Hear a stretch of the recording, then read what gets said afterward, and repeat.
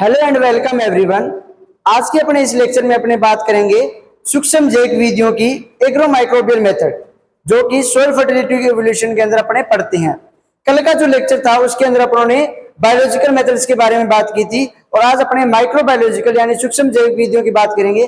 कल अपनों ने मिक्सचर टेक्निक पढ़ी थी, जेनी की गमला विधि पढ़ी थी, न्यू पावर टेक्निक पढ़ी थी, ए वैल्यू टेक्निक पढ़ी थी, ठीक है ना। और आज अपने क्या पढ़ेंगे, एजेटोबैक्टर विरंजिता परीक्षण हो गया, एस्परजिलस हो गया, ठीक है। यानी एजेटोबैक्टर विरंजिता परीक्षण का मतलब हो गया एजेटोबैक्टर प्लेक्यू टेक्निक, ठीक है। तो उन सभी की बात अपने आज के इस लेक्चर के अंदर करेंगे। तो अभी तक यदि आप लोगों ने चैनल को सब्सक्राइब नहीं किया, चैनल को सब्सक्राइब कर दीजिएगा और वीडियो को भी लाइक कर दीजिएगा। तो चलिए आज के इस लेक्चर को स्टार्ट करते हैं। सूक्ष्म जैविक विधियां, सूक्ष्म जैविक विधियां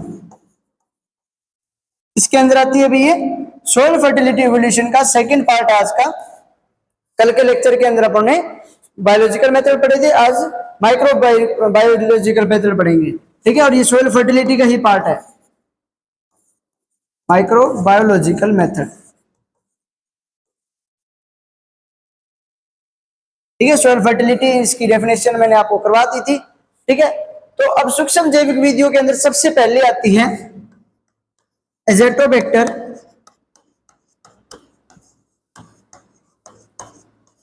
विरंजिता परीक्षण। इंग्लिश में इसको बोलते हैं एजेटोबैक्टर प्लेक्यू टेस्ट, ठीक है। Azotobacter plaque test. तो एजेटोबैक्टर विरंजिता परीक्षण इसके अंदर करते क्या है अपने, तो देखो कोई भी सूक्ष्म जीव होता है या अपनी भी बात करें इंसानों की भी, तो अपने को भी भूख लगती है और अपने भी क्या करते हैं, फिर खाना खाते हैं। तो सूक्ष्म जीव है, इनको भी भूख लगती है तो ये भी खाना खाते हैं। तो इनका खाना क्या होता है, जो खनिज होते हैं मृदा के अंदर या पोषक तत्व होते हैं उनको खाते हैं। तो यदि ये पोषक तत्व खाएंगे तो अब अपने रोटी खाते हैं तो अपने ग्रोथ होती है ना, ऐसे सूक्ष्म जीव यदि पोषक तत्व खाएंगे तो इनकी भी ग्रोथ होगी, यदि ये नहीं खाएंगे तो इनकी ग्रोथ रुक जाएगी। तो इसी प्रिंसिपल पे ये इनका वर्क रहता है। तो एजेटोबैक्टर विरंजिता परीक्षण के अंदर हम क्या करते हैं, अपने 100 ग्राम मृदा लेते हैं, ठीक है, और इसमें 5 ग्राम स्टार्च मिला देते हैं, ठीक है। स्टार्च मिला देंगे किसके अंदर, 100 ग्राम मृदा के अंदर, और 5 ग्राम स्टार्च लेके अब इसको पूरे को टोटल कितना हो गया 105 ग्राम। अब इस 105 ग्राम को अपनों ने बांटना है 4 भागों के अंदर, ठीक है। कितने भागों के अंदर बांट रहे हैं, 4 भागों के अंदर बांट रहा है। जो पहला भाग होता है इसके अंदर कोई भी खनिज नहीं डाला जाता। जो पहला भाग होता है इसके अंदर अपने क्या करते हैं, कोई भी खनिज नहीं डालते हैं, ठीक है। जो दूसरा भाग होता है इसके अंदर अपने पोटेशियम के एनालिसिस के लिए यानी पोटेशियम के विश्लेषण के लिए, पोटेशियम के विश्लेषण के लिए अपने इसमें क्या डालते हैं 3% K2SO4, इसका सॉल्यूशन बनाएंगे और उसकी 2.5 ml मात्रा मिला देंगे।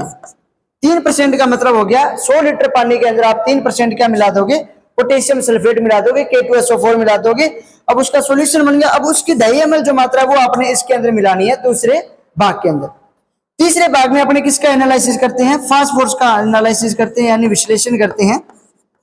तो फास्फोरस के विश्लेषण के लिए अपने कितने परसेंट का सॉल्यूशन बनाएंगे, तो 6% के सोडियम Na2HPO4 का सोडियम हाइड्रोफॉस्फेट का सॉल्यूशन बनाते हैं और इसकी भी कितनी मात्रा डालेंगे 2.5 ml, ठीक है। तो मात्रा तो सभी की 2.5 ml डालेंगे, लेकिन याद रखना जो पोटेशियम का एनालिसिस करते हैं उसके लिए 3% K2SO4 का, जब फास्फोरस करते हैं तो उसका 6% Na2HPO4 का सॉल्यूशन डालते हैं। और फोर्थ पार्ट में फास्फोरस एंड पोटेशियम दोनों का विश्लेषण करते हैं अपने। तो दोनों का करते हैं तो दोनों वाला इकट्ठा लिखेंगे तो इसको क्या लिखते हैं अपने K2HPO4, ठीक है। K2HPO4 लिखा जाता है और ये भी कितने परसेंट का होगा, भी 3% का सॉल्यूशन होगा और इसकी भी कितनी मात्रा डालेंगे 2.5 ml मात्रा डालेंगे। समझ आ गया। एजेटोबैक्टर प्लेक्यू टेक्निक के अंदर 100 ग्राम स्टार्च मृदा लेते हैं और 5 ग्राम स्टार्च लेके अब इसको 4 भागों में बांट देते हैं। पहले भाग में कोई भी खनिज नहीं डालेंगे, दूसरे में पोटेशियम के एनालिसिस के लिए अपने क्या डाल देंगे दूसरे में पोटेशियम के एनालिसिस के लिए पोटेशियम सल्फेट 3% का सोल्यूशन बना के उसकी ढाई ml मात्रा, और फास्फोरस के विश्लेषण के लिए 6% सोडियम हाइड्रोफॉस्फेट का सोल्यूशन डाल के उसमें ढाई ml मात्रा इसकी मिला देंगे।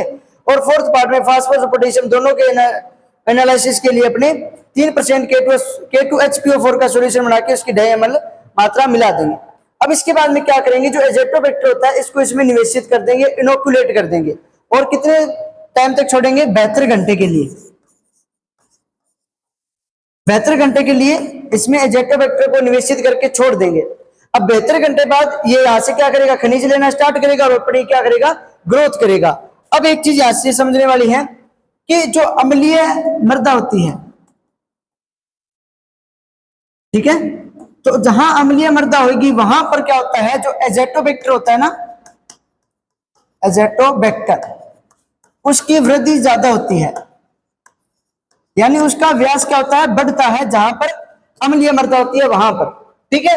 और जहां पर फास्फोरस की कमी होती है वहां पर भी क्या होता है, एजेटोबैक्टर की वृद्धि ज्यादा होती है। मतलब एक तो अम्लीय मृदा के अंदर, और एक जहां पर फास्फोरस की डेफिशिएंसी होती है वहां पर भी क्या होती है, इसकी वृद्धि ज्यादा होती है। अब देखो ये जो अपने टेस्ट कर रहे हैं किसके लिए कर रहे हैं, फास्फोरस और पोटेशियम दोनों के लिए, ठीक है। तो मतलब यदि इनके अंदर एजेटोबैक्टर की ग्रोथ नहीं हो पाती है, उनका पूरा विकास नहीं हो पाता है, तो वहां पे क्या समझेंगे अपने कि उसकी डेफिशिएंसी है।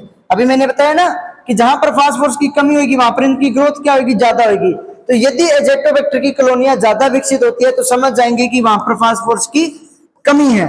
और यदि एजेटोबैक्टर है वो उसकी वृद्धि नहीं हो पाती है, उसकी ग्रोथ नहीं होती है, तो वहां पर क्या है, फास्फोरस की फिर अधिकता है। इतना सा ये मेथड था, ठीक है। तो इसके अंदर पहले ही याद रखना, 4 भागों में बांटेंगे, पहले में कुछ नहीं, बाकी ऐसे प्रैक्टिस करेंगे, फिर 72 घंटे के लिए इसको छोड़ देते हैं। 72 घंटे बाद देखते हैं कि एजेटोबैक्टर की कॉलोनियां कितनी विकसित हुई है। यदि ज्यादा कॉलोनी विकसित होती है तो अपने समझेंगे कि वहां पर फास्फोरस की डेफिशिएंसी है, और यदि कॉलोनियां विकसित नहीं हो पाती है तो समझेंगे कि वहां पर फास्फोरस की या पोटेशियम की अधिकता है। मतलब अपने ये भी पता लगा सकते हैं कि मृदा के अंदर चूना कितना है, फास्फोरस कितना है, और वहां पर मृदा कैसी है, ठीक है। मतलब यदि क्षारीय लवणीय मृदा होगी तो एजेटोबैक्टर ग्रोथ नहीं कर पाएगा, यदि अम्लीय मृदा होगी तो वहां पर एजेटोबैक्टर की वृद्धि भी ज्यादा होगी। तो ये था आपका एजेटोबैक्टर प्लेक्यू टेस्ट या एजेटोबैक्टर विरंजिता परीक्षण। इसके बाद में सेकंड नंबर पे आती है एस्परजिलस नाइगर विधि। एस्परजिलस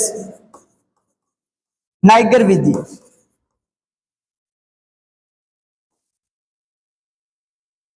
ठीक है, Aspergillus niger test. Aspergillus niger test या एस्परजिलस नाइगर विधि, तो इसके अंदर क्या करेंगे अपने, उसके अंदर 72 घंटे के लिए रखा था, इसके अंदर क्या करते हैं अपने, पोषक विलयन लेते हैं। पोषक विलयन, पोषक विलयन का मतलब जहां पर जिसमें न्यूट्रिएंट ज्यादा होते हैं, ठीक है ना। मतलब ये जो न्यूट्रिएंट का सॉल्यूशन होता है, पोषक तत्वों का जो घोल होता है उसको बोलते हैं अपने पोषक विलयन। अब पोषक विलयन में क्या करते हैं, मृदा मिला देते हैं, सोइल मिला देते हैं। वो सोइल क्या है, मेजर की होती है, मतलब ज्ञात मृदा डाल देते हैं। ज्ञात मृदा का मतलब भी 5 ग्राम डाल रहे हैं, 10 ग्राम, वो ज्ञात कर लेते हैं पहले। और उसके बाद में क्या करते हैं, इसके अंदर जो एस्परजिलस होता है उसको निवेशित कर देते हैं इसके अंदर। एस्परजिलस क्या है, बैक्टीरिया या फंगस, तो याद रख लेना ये क्या है, एक कवक है यानी फंगस है, ठीक है। तो कवक क्या बनाता है भाई, माइसीलिया। कवक क्या बनाता है, माइसीलिया पैड तैयार करता है। तो अब जो पोषक विलयन थी उसमें ज्ञात मात्रा में क्या कर दी, मृदा मिला दी, सोइल मिला दी। उसके बाद में क्या कर दिया, जो एस्परजिलस नाइगर एक फंगस थी, कवक थी, उसको इसमें निवेशित कर दिया।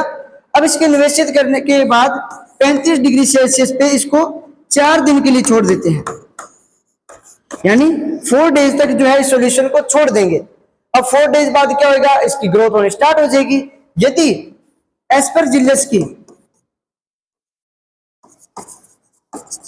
एस्परजिलस ने जो माइसीलिया बनाया है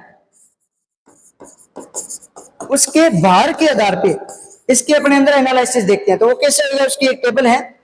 यदि एस्परजिलस नाइगर का जो माइसीलिया पैड होता है उसका भार 1.4 ग्राम से कम है, यदि उसका भार 1.4 ग्राम से यदि कम मिलता है उसके अंदर 4 दिनों बाद, तो उसके अंदर क्या होगी, अधिक कमी होगी। अब देखो, जो अभी मैंने मेथड पढ़ाया था एजेटोबैक्टर वाला, वो किसका एनालिसिस करता है, फास्फोरस और पोटेशियम का। मैंने बोला था ना कि इस चैप्टर के अंदर ये भी आपको साथ साथ में रखना पड़ेगा, कौन सा मेथड कौन से न्यूट्रिएंट का एनालिसिस करता है।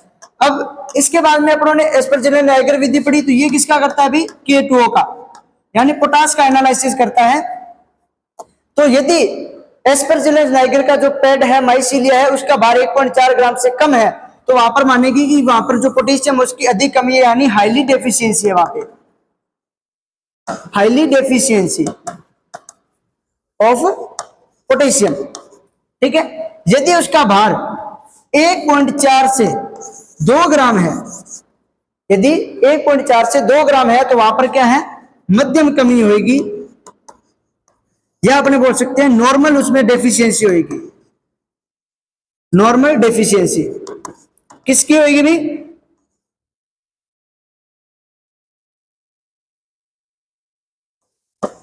पोटेशियम की। ठीक है, पोटेशियम का एनालिसिस करते हैं तो पोटेशियम की डेफिशिएंसी होगी नॉर्मल या सामान्य कमी लिख सकते हैं, यानी मध्यम कमी, मध्यम कमी या सामान्य कमी। यदि इसका भार 2 ग्राम से ज्यादा हो जाता है, जो माइसीलिया पैड बना था उसका भार यदि 2 ग्राम से ज्यादा हो जाता है, तो वहां पर क्या है, उसकी कमी नहीं होती। उस मृदा के अंदर क्या है, पोटेशियम की कमी नहीं है, डू नॉट डेफिशिएंसी, या अपने सीधे लिख सकते हैं नॉट डेफिशिएंट।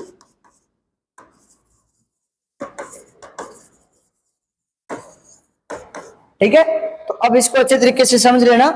पहले क्या करते हैं, एक पोषक विलयन लेते हैं जिसके अंदर क्या होते हैं, न्यूट्रिएंट्स होते हैं।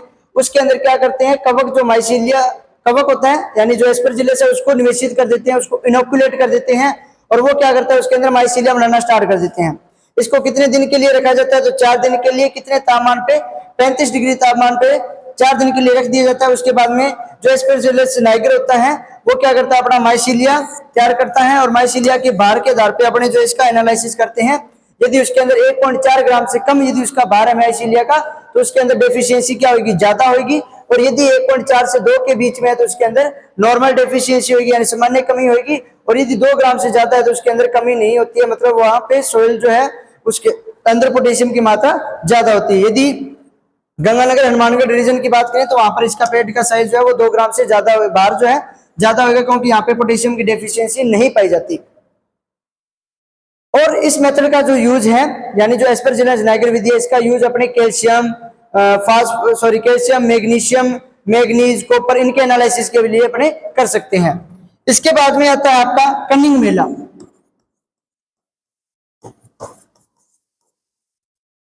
कनिंग मेला विधि, ठीक है। कनिंग मेला विधि जो है, इसके अंदर, अब कनिंग मेला भी क्या है, एक कवक है। कनिंग मेला क्या है, एक कवक। इसके अंदर मैंने आपको लिखा दिया क्या, 72 घंटे रखते, हाँ लिखा दिया, ठीक है। तो कनिंग मेला क्या है, एक कवक है। अब ये कवक भी क्या करेगा, अपनी ग्रोथ करेगा, व्यास बढ़ाएगा। तो इसके अंदर क्या याद रखना है अपने को, कि पहले एक डिश लेते हैं, क्ले डिश, ठीक है। इसमें क्या लेते हैं, एक क्ले डिश लेते हैं। क्ले डिश के अंदर क्या करते हैं अपने, एक मर्दा और जो पोषक विलयन होता है, ठीक है, ज्ञात भार की जो मर्दा होती है उसका, और एक पोषक विलयन जो होता है, इसका एक सॉल्यूशन बना के, यानी लई टाइप, जैसे अपने आटे की लई बनाते हैं ना, अखबार वगैरह के जो लिफाफे बनते हैं, वैसे उसका पेस्ट बना के इसके ऊपर क्या है, समान मात्रा के अंदर फैला देते हैं, ठीक है। लई या पेस्ट बनाएंगे किसका, मर्दा का और पोषक विलयन का, और इसको समान मात्रा में इस पे फैला दिया जाता है। अब फैलाने के बाद में क्या होता है, ये जो कनिंग मेला कवक होता है, इसको इसके मध्य भाग के अंदर निवेशित कर देते हैं। कहां पे करेंगे, मध्य भाग के अंदर निवेशित करेंगे। और उसके बाद में देखेंगे कि यदि इसका व्यास बढ़ रहा है तो इसके अंदर फास्फोरस की मात्रा भी ज्यादा होगी। तो जो एजेटोबैक्टर था वो दोनों के लिए होता है, किसके लिए, फास्फोरस और पोटेशियम दोनों के लिए। अभी जो अपनों ने पढ़ा था एस्परजिलस-नाइगर विधि, वो पोटास के लिए। और जो कनिंग मेला होता है ये P2O5 यानी फॉस्फेट के लिए होता है। तो यदि कनिंग मेला का व्यास बढ़ता है तो फॉस्फेट की मात्रा उसके अंदर ज्यादा होगी, और यदि इसके अंदर कनिंग मेला का व्यास नहीं बढ़ता है तो उसके अंदर फास्फेट की मात्रा कम होती है। ठीक है। और इसको कितने दिन के लिए रखते हैं कनिंग मेला को, तो 4.5 दिन के लिए, ठीक है। इसके अंदर क्या करते हैं, एक क्ले डिश लेते हैं, उसके अंदर मर्दा और पोषक विलयन का लेप बना के, लई बना के या पेस्ट बना के उसको इस पे समान मात्रा में बिखेर देते हैं। उसके बाद में कनिंग मेला को इसके मध्य भाग में निवेशित किया जाता है, और निवेशित करने के बाद में अपने देख लेते हैं कि इसने इसकी ग्रोथ कितनी हुई। यदि 4.5 दिन के बाद में इसका व्यास बढ़ जाता है तो वहां पर फास्फोरस की मात्रा ज्यादा है, और यदि इसका व्यास नहीं बढ़ पाता है तो वहां पे फास्फोरस की कमी है। बस इतना सा ये मेथड था। अब जो एजेक्टोबैक्टर वाला था वो आपके एग्जाम के अंदर बड़ी क्वेश्चनों में आता है, लेकिन ये कनिंग मेला हो गया, जो एस्परजिलस नाइगर विधि होगी, आपके 2-2 नंबर वाले जो है उसके अंदर आ जाते हैं। तो एजेक्टोबैक्टर वाला सबसे इंपॉर्टेंट था। अब इसके बाद में आता है CO2 निष्कास विधि। निकास विधि, CO2 निकास विधि, CO2 एक्सट्रैक्ट मेथड।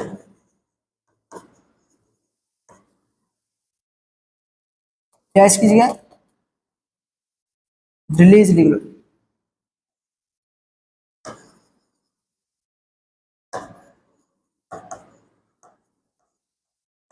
या CO2 एक्सक्रीशन मेथड भी लिख सकते हो, या निकास विधि, या CO2 रिलीज मेथड, ठीक है ना। तो एग्जाम के अंदर CO2 रिलीज मेथड के बारे में पूछ लिया जाता है। तो इसके अंदर क्या होगी, इसके अंदर क्या करते हैं, अपने एक कॉनिकल फ्लास्क लेते हैं, देखो अच्छा सा बनाते हैं,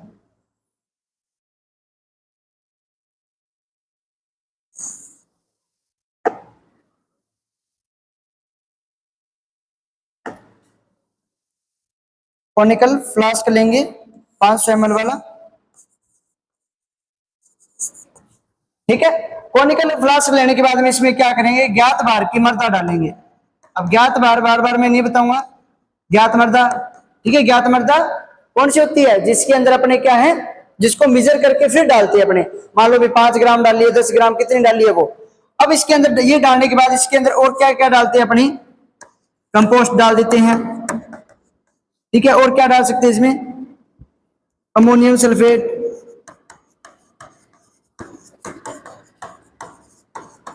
फॉस्फेट उर्वरक, और पोटेशियम क्लोराइड,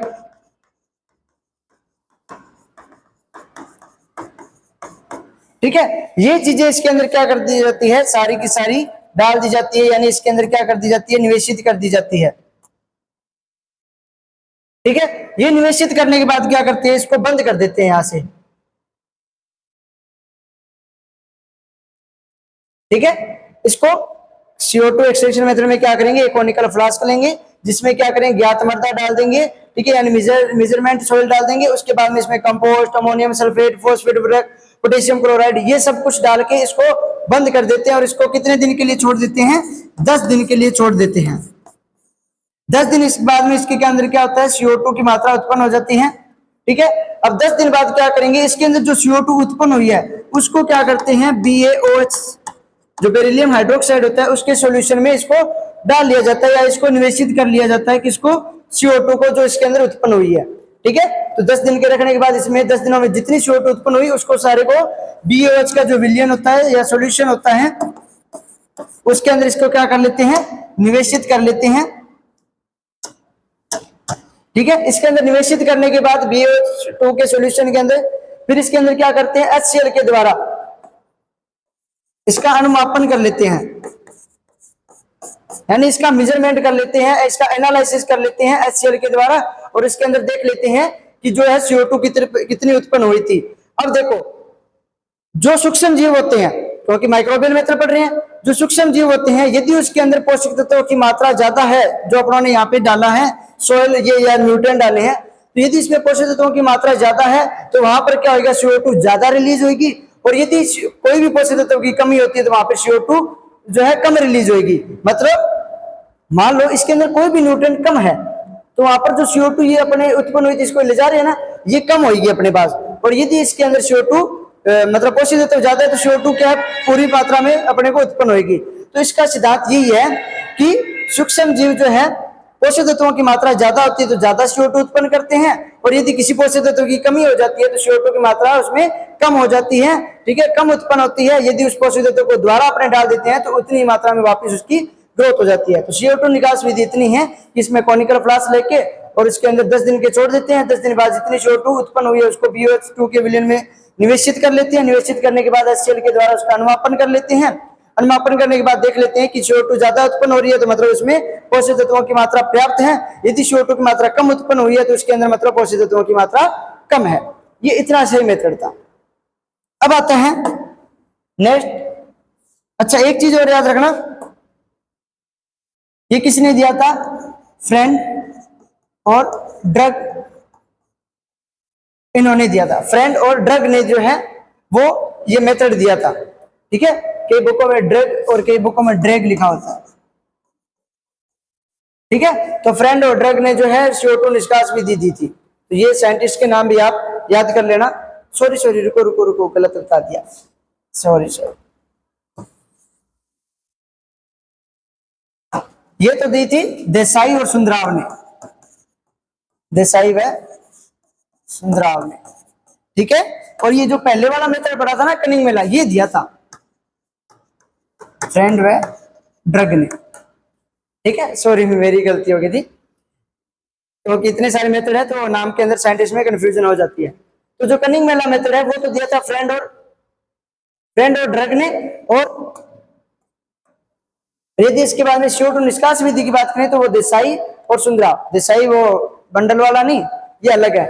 ठीक है, देसाई बीड़ी भी आती है ना, तो वो वाला नहीं है। देसाई और सुंदराव दो साइंटिस्ट थे, उन्होंने CO2 निष्कास विधि दी थी। आई होप कि ये वाला समझ आ गया होगा। इसके बाद में आता है सेकेट एंड स्टेवार्ट तकनीक। सेकेट व स्टेवार्ट तकनीक। सेकेट व स्टेवार्ट तकनीक। एक सेकंड में पानी पी लेता हूं।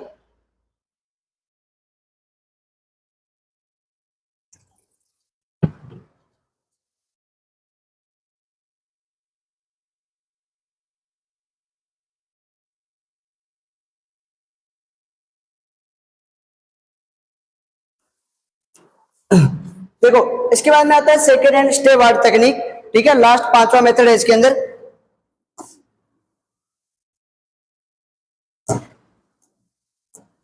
अब देखो, सेकेंड एंड स्टेवार्ट तकनीक जो है वो फास्फोरस और पोटेशियम दोनों के एनालिसिस के लिए किया जाता है। क्योंकि ये भी क्या है कि जो एजेटोबैक्टर मेथड होता है उसी की तरह यूज होता है, इसमें भी एजेटोबैक्टर का यूज होता है। बस ये सेकेंड और स्टेवार्ट ने दे दी थी, इसलिए इसका नाम सेकेंड और स्टेवार्ट हो गया। और उसके अंदर जो है एजेटोबैक्टर विरंजिता परीक्षण हो गया। उसके अंदर अपन ने 4 भागों में बांटा था, इसमें एक कल्चर तैयार करते हैं जिसमें 3 भाग होते हैं। ठीक है, अब इस जो है ये किसके एनालिसिस के लिए किया जाता है तो याद रख लेना, फास्फोरस और पोटेशियम के एनालिसिस या उसके विश्लेषण के लिए किया जाता है। इसके अंदर क्या करते हैं कि कल्चर तैयार करते हैं, यानी एक संवर्ध तैयार करते हैं। इसके अंदर क्या करते हैं, एक भाग जो होता है इसके अंदर तो डालते हैं फास्फोरस, एक भाग में पोटेशियम और एक भाग में फास्फोरस और पोटेशियम दोनों को डाला जाता है। ठीक है, एक भाग में फास्फोरस, एक भाग में पोटेशियम और एक भाग में फास्फोरस और पोटेशियम दोनों को डालकर एक कल्चर तैयार किया जाता है, एक संवर्ध तैयार किया जाता है। और उसके बाद में क्या करते हैं, इसमें एजेटोल जो बैक्टर होता है उसको डाल दिया जाता है, यानी उसको निवेशित कर दिया जाता है, उसको इनोकुलेट कर दिया जाता है। अब इसके अंदर इनोकुलेट करने के बाद इसको 72 घंटे के लिए छोड़ देते हैं। एजेटोबैक्टर वाले में भी 72 घंटे छोड़ा था ना, तो इसमें भी क्या करेंगे, 72 घंटे के लिए छोड़ देंगे। अब 72 घंटे बाद ये फास्फोरस और पोटेशियम का यूज कर लेगा। यूज करने के बाद अपने दिखा देगा ग्रोथ। यदि ग्रोथ ज्यादा हो रही है तो वहां पर क्या होगी, फिर फास्फोरस और पोटेशियम की कमी होगी। ठीक है ना, उसमें अपनों ने क्या किया था, 4 पार्ट में बांटा था। इसमें कुछ नहीं, इसमें अलग अलग जो है अपनों ने केमिकल डाले थे। इसके अंदर कुछ नहीं, बस 3 कल्चर तैयार करते हैं। एक में फास्फोरस पोटेशियम तीनों डाले। इसमें चौथा पार्ट था, इसमें चौथा पार्ट नहीं है। इसके बाद में इसमें एजेक्टोबैक्टर को निवेशित करते हैं, इसमें भी एजेक्टोबैक्टर को इनोकुलेट किया था। इसके अंदर 72 घंटे रखते हैं, इसमें भी 72 घंटे रखा था। किसके अंदर, ये समझ रहे हो ना, एजेक्टोबैक्टर विरंजिता परीक्षण की बात कर रहा हूं ये वाली। ठीक है ना, 72 घंटे रखने के बाद उसकी कॉलोनियां विकसित होनी स्टार्ट हो जाती है। यदि छोटी छोटी कॉलोनियां बन रही है, ठीक है, यदि छोटी छोटी कॉलोनियां बन रही है तो वहां पे क्या, फास्फोरस और पोटेशियम की कमी। ठीक है, सॉरी अधिकता, छोटी छोटी कॉलोनियां बनी तो अधिकता। ठीक ठीक है, यदि बड़ी कॉलोनियां विकसित हो रही है यानी उसका एजेटोबैक्टर का विकास ज्यादा हो रहा है तो वहां पर फास्फोरस की डेफिशिएंसी होती है, पोटेशियम की भी डेफिशिएंसी होती है। तो याद रख लेना इसके अंदर अपोजिट चलता है। यदि एजेटोबैक्टर जो है, एजेटोबैक्टर उसकी ग्रोथ ज्यादा है तो फास्फोरस और पोटेशियम की कमी होगी। ये मत समझ लेना कि एजेटोबैक्टर का विकास ज्यादा हो गया, ज्यादा होने से उसकी अधिकता होगी। अधिकता नहीं होती, उसकी कमी होती है जहां पर इसकी कॉलोनियां ज्यादा विकसित होती है। यदि छोटी छोटी कॉलोनियां मिल रही है तो वहां पर इनकी प्राप्यता अधिक होती है। तो ये था। इससे पहले अपन ने CO2 निष्कास विधि पढ़ी जो देसाई और सुंदराव ने दी थी। इसके अंदर क्या करते हैं, 10 दिन के लिए रखते हैं। तो ये एग्जाम के अंदर सीधे क्वेश्चन पूछ रहे जाते हैं, CO2 निष्कास विधि में सोल्यूशन को कितने दिन के लिए रखते हैं। ठीक है, जो सेकंड स्टेवार्ड टेक्निक है इसके अंदर एजेटोबैक्टर को कितने दिन के लिए, कितने घंटे के लिए निवेशित किया जाता है। इसके बाद में थी कनिंग मेला। कनिंग मेला के अंदर क्या करते हैं, अपने एक डिश लेते हैं, क्ले डिश। क्ले डिश के अंदर क्या करते हैं, 4.5 दिन के लिए रख देते हैं। उसके अंदर बीच में क्या करते हैं कि जो कनिंग मेला होता है उसको निवेशित कर देते हैं। निवेशित करने के बाद में क्या करते हैं, निवेशित करने के बाद उसके व्यास देखते हैं, व्यास कितना बढ़ गया कितना नहीं हुआ।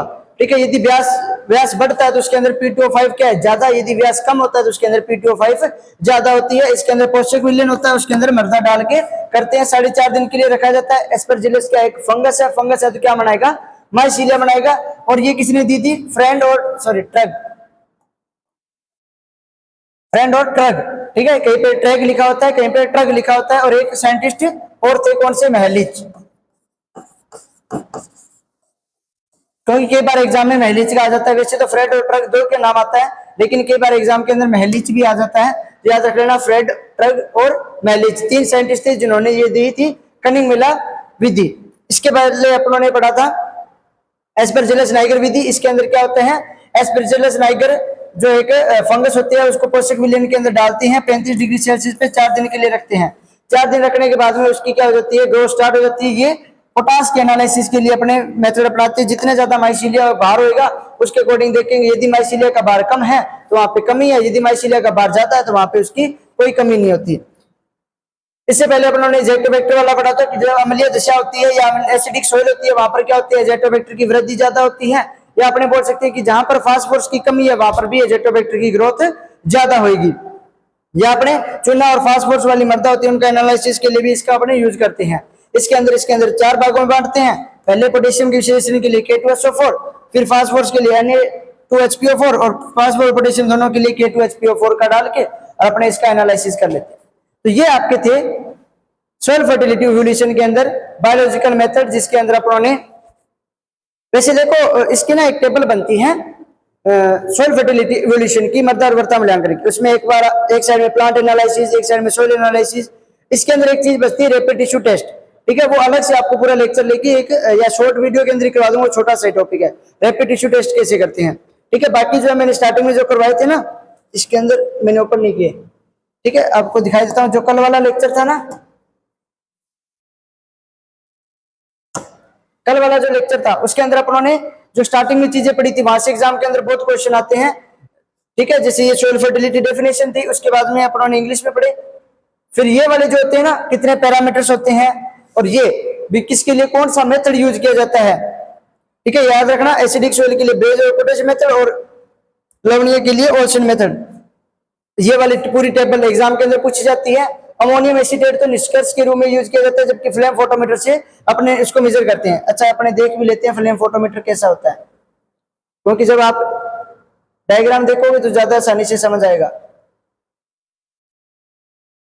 ठीक है, एक आपको मैंने सुबह फोटो इलेक्ट्रिक जो कल वाला था उसमें फोटो इलेक्ट्रिक भी कराया था। इसके अंदर फ्लेम फोटोमीटर, फ्लेम फोटोमीटर।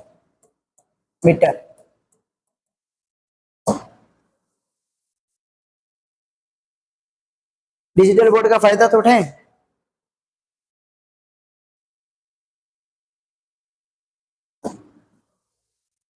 ये होता है फ्लेम फोटोमीटर। ठीक है, लिखा हो ना फ्लेम फोटोमीटर। तो इसके अंदर अपने किसके द्वारा इसका यूज किसके लिए करते हैं, पोटेशियम के लिए। फिर एक और photo electric,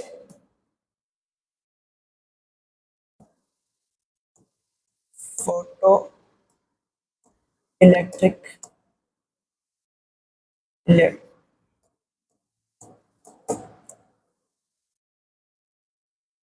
photo electric meter, ये वाला, इसका यूज किसके लिए करते हैं भाई? फास्फोरस के लिए, है ना।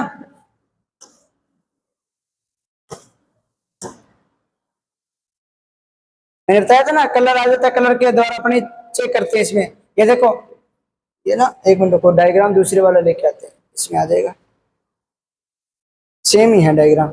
शायद क्लियर आ रही होगी, एक सेकंड में देखता हूँ क्लियर आ रही है क्या फोटो आपको। हाँ सही दिख रहा है, ठीक है, इसको बड़ा हो जाएगा। ये देखो, इसमें ये देखो अलग अलग कलर वाले आ रखे हैं। अब इसके अंदर डालते हैं तो अपने को यहाँ पे रीडिंग दिखा देता है। अभी आपको साफ नहीं दिख रहा, ठीक है, तो इसके अंदर रीडिंग दिखा देता है, उससे अपने देख लेते हैं कि फास्फोरस की मात्रा कितनी है, ठीक है। तो जो इमेज होती है उससे ज्यादा समझ आ जाता है। ये थे आपके इसके अंदर मेथड।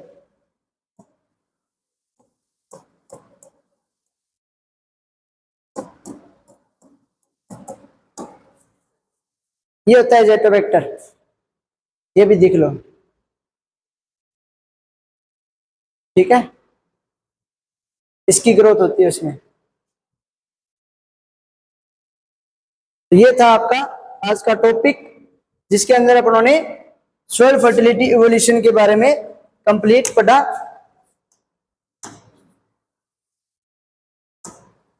ठीक है। माइक्रोबियल मेथड हो गए, बायोलॉजिकल मेथड हो गए सारे।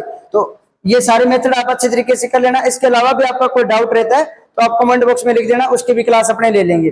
और यदि अभी तक आप लोगों ने चैनल को सब्सक्राइब नहीं किया तो प्लीज यार चैनल को सब्सक्राइब करना, और जितने भी आपके एग्रीकल्चर के ग्रुप है आप जिनसे जुड़े हो वहां पर इस वीडियो को शेयर भी कीजिएगा। Thank you.